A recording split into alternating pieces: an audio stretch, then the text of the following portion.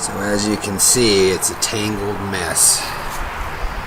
So I'm going to prune and clip my wisteria. Now the best time to do this is in the winter or right before spring, before it gets warm and it starts to bloom its leaves. Or you could do it in the fall after it goes into hibernation.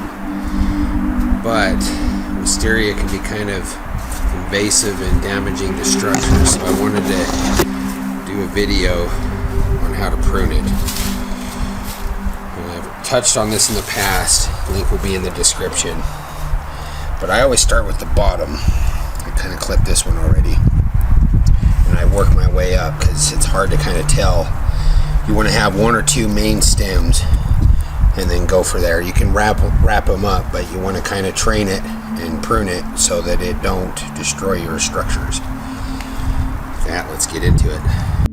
Hello everyone, welcome back to Garden Fever. I'm Corey Lefevre, your host, coming to you direct from northern Utah in the United States of America. So today, I'm going to go over pruning my wisteria. It's wintertime here in Utah, but it's just starting to scale back towards spring. And this is when I like to prune my wisteria. You can do it in the fall and other times too, but I prefer this time because it's easiest to see all the branches. As you can see in the previous clip, it's windy, it's hard to see. So I prefer to do it in winter. Now, when you do this, you want to make sure to keep one main branch or a couple main branches. I usually go with the thickest and then clip down the side branches that shoot off to the side. Keeping it pruned gives light and energy to it and creates better blooms when you do this.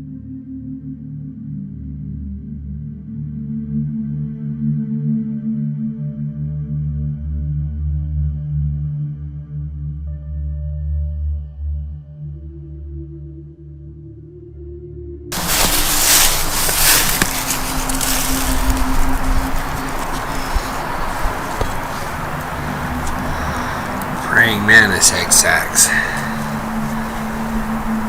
So I want to be careful not to disturb those because I want those to hatch.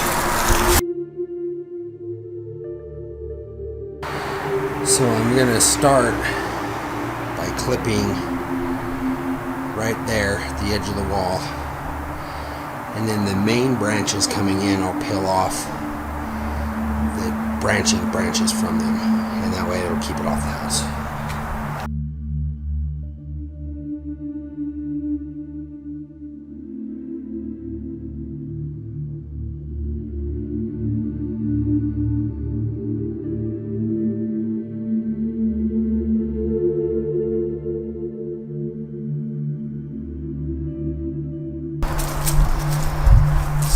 Trick here